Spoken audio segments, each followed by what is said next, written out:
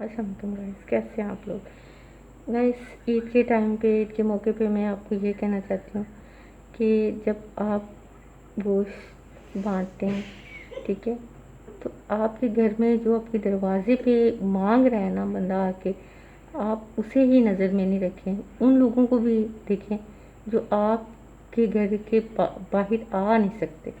आपके नेबर्स, आपके आसपास लोग, आपके रिश्तेदार कि जिन्होंने कुर्बानी नहीं की, तो आपने देखना है उन्हें।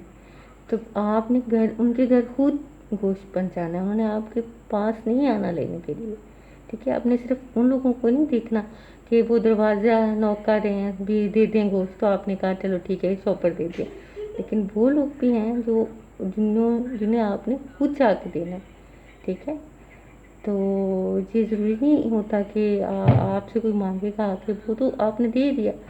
ठीक है, और ये है जो भी जिसका हक है आप उस तक पहुँचाएँ। ठीक है, किसी का हक मारना भी जो है ना, ये ज़रूरी नहीं कि आप किसी का प्लॉट ही पे कब्जा करेंगे तो उसका हक मारा जाएगा, ये ज़रूरी नहीं है। आप किसी का छोटा छोटा जो हक होता है वो मार के भी गुनाहगार हो सकते हैं। जहाँ छोटी छोटी नेकियां होती हैं ना, वो आपको जन्नत में ले जाती हैं। इसी तरह छोटी छोटी जो बुराइयां होती हैं, छोटे छोटे गुनाह होते हैं, ये आपको गुनाहगार बना सकते हैं। अल्लाह ताला की नाराज़गी आप मोल ले सकते हैं। तो ये जो चीज़ें होती हैं ना, कि ज़रूरी नहीं कि जो हर कोई मांग ही सकता है।